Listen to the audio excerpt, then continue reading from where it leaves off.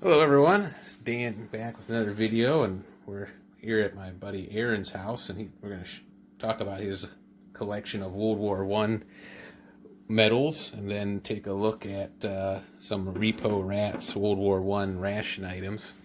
So it should be a pretty good video, and I'll let him start talking about what we have here. We've got a bunch of different World War One medals that I brought down. Some British service, some German, Austrian, and some French. We might be able to, if we could zoom in on these maybe. Yeah. Might work.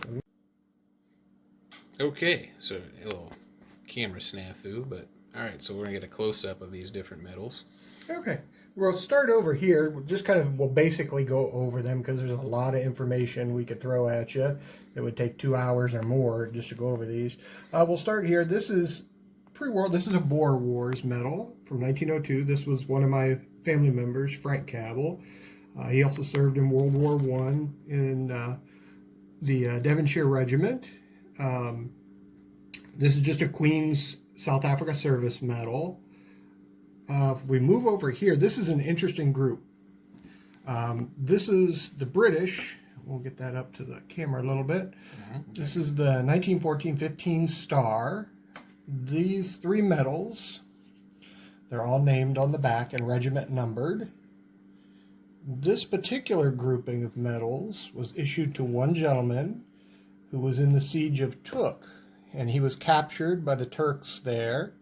And I don't know if he survived that or not. I don't have enough information, but these are all his medals. There, as you see, they're all named and regiment numbered. And I'll show you the backs of them as well. There, those are. There. Yeah, that's pretty neat. And I have another random 1915 Star here. And this is a war service medal that was issued to an RAF gentleman during World War One. Very cool. Early days of aviation. Yeah, very early, yeah. And then we'll jump down here. The German Iron Cross, second class. This was a bravery award, worn on the second buttonhole. And I'll flip it over and show you the back there, where it has the crown, the date, and the oak leaves. Very cool. And a Bavarian War Merit Cross. That's just a merit award, World War One. And then we have a Bavarian War Service Medal, a little tiny guy. These were for the reserve troops. And then we'll jump into some Austrian medals. These are Austrian Bravery Medals, or Tapferkeit Medal. I have a silver second class medal here. On the back, you see it says Tapferkeit. And this is a third class. With this bar means they were awarded this medal twice. Oh, okay. And another variation of the third class. And then I have some French medals up here, which these two are the same medal. These are the French Military Medal. It was a fairly high award in the French medal scheme. They were a merit or bravery award, generally for merit. We'll jump down to these. These are all the Croix de Guerre. These were a bravery medal that were given out to the French. They could be given out for merit. It was usually a pretty high level of merit. Merit's lowest rankings would be symbolized by a star on the ribbon. And they were generally on the reverse, dated. If you can see the date on there. Yep, we got that. Let's see, 1914. 1914-15. So that was the first year of the manufacture of those crosses. And as you go down, you see more stars. Then you see this olive branch here, or a laurel. That's a highest rank of the Croix de Guerre for bravery. Usually that sort of level you're looking at, maybe in American terms, a Distinguished Service Cross.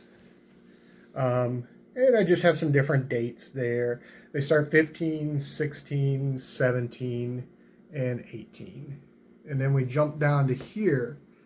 This is, believe it or not, this is actually kind of in the loop here. That's just a World War II version. And then I have this one, which is if you were outside of the French territories, you were awarded that Croix de Guerre. Okay. And the last one there, I have a China Service Medal, which was for World War I troops that were stationed over in the Far East Asia. That was their service medal on the reverse. There's the reverse of that medal. All right. That's some pretty, cool medals we have there. Just some basic information on those. Oh, yeah, I guess so we could get into... We could spend days talking about these. So, the other item we have here is a Austrian helmet, model 1917, which was just a slight variation of the German 1916 helmet. Classic Stahlhelm helmet that was used by the German and Austrian forces.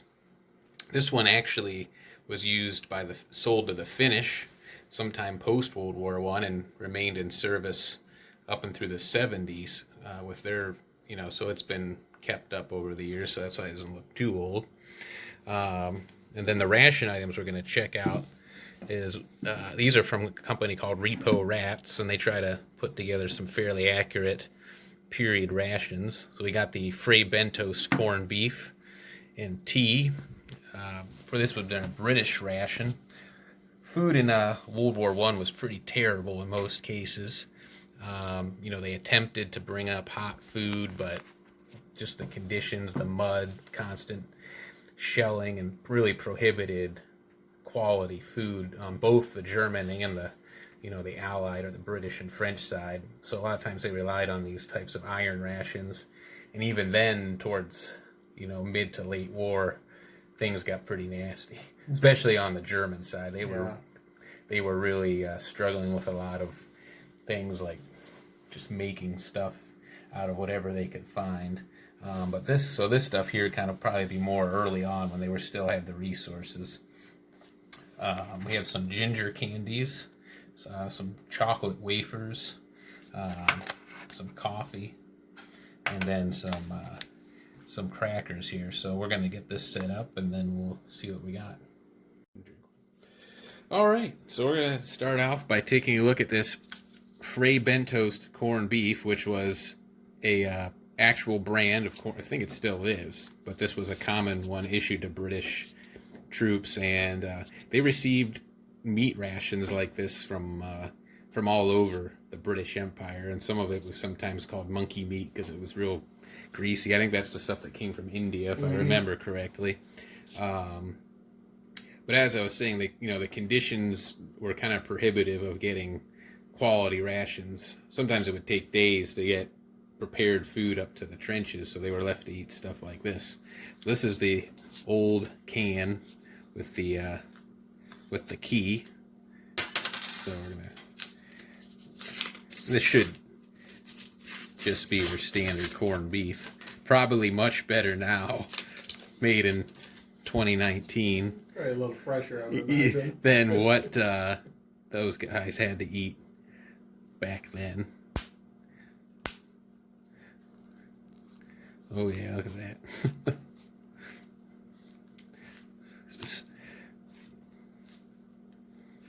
You also got to imagine that most of the time they were probably eating this stuff like cold. If they probably didn't really have the luxury of heating it up most cases. So that's kind of what we're going to do. We're just going to taste it the way it is. I think like some room temperature greasy meat. Oh yeah, look at that.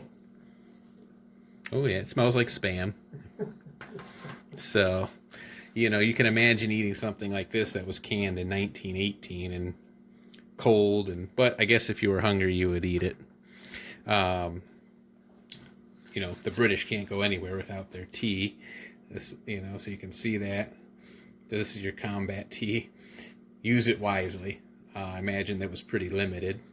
Unfortunately, we don't have a tea steeper, so we're not going to make the tea, but you get an idea of that. These should be interesting. They're Austrian, I believe you said ginger candies. They're a ginger candy, yeah. Campbell's our Deutsch translator here. So we'll go ahead and open these up as best we can. Leave it to the Germans to use some heavy-duty glue here.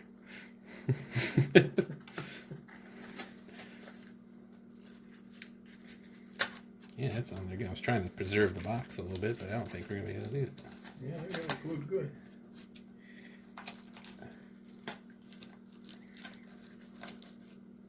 Looks like we got our... It's like a cigarette box in there. Okay, so here's the... And these are actually, looks like, made in Asia now. And they perhaps might have been back then and imported to Austria, but this is something they would have issued. So we'll see what these are like. I can't say I've ever had ginger candy, so I don't really know what to expect here. Probably kind of like spicy, I imagine. You know, honestly, I had never had it myself. Oh. So they give you these little packs. Probably would have been packed in like wax paper or something back in 100 years ago.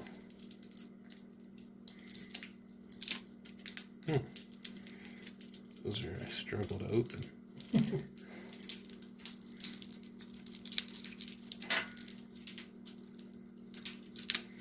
So it's like a chewy type, caramel-like candy is what it looks like.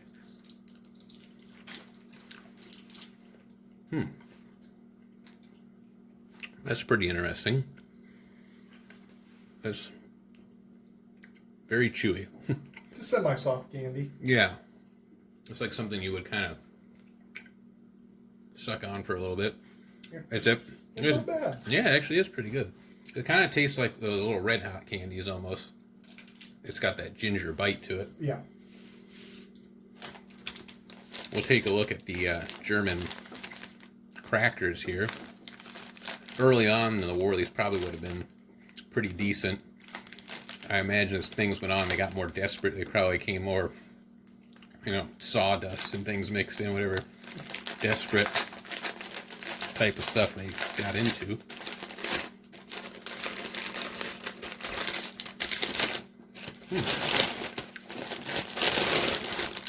Interesting. It is. It's like a little loaf of bread. Little toasted bread. Yeah. Interesting. It's like Melba toast. But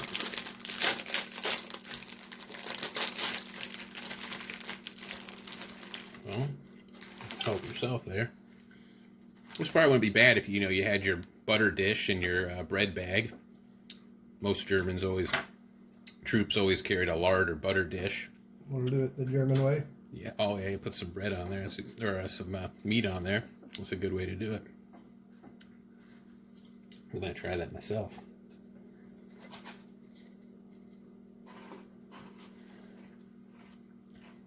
Not bad. It is pretty good, actually. It's just like toasted bread in a bag. It does have a little bit of a Spam taste to the meat, but It's a little better than Spam, I guess, but it's pretty much Spam.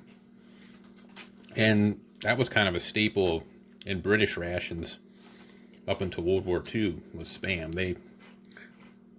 Spam's popular in Britain, though. Anyone that's seen Monty Python knows about the Spam skit. They do like it, so. Probably won't be able to post this video now. We mentioned Monty Python. yeah. Now, Dan, would this be something they would get on a daily level? So I think most of these types of rations would have been considered an iron ration, where they weren't supposed to dig into them unless the officer said so. And so in the case of those rations prepared in the rear weren't able to get to the front, every troop would carry some of this type of stuff in their kit. And I guess it would be replenished as needed. And that was a lot of the packaging had to be gas proof. That was something that came to be, obviously, all in World War I, a big thing. That's why this coffee was packaged in tins like this. And they really had to contend with, that was with gas, artillery. The static nature of the war made it very easy to shell each other's supply lines. You knew where everybody was at.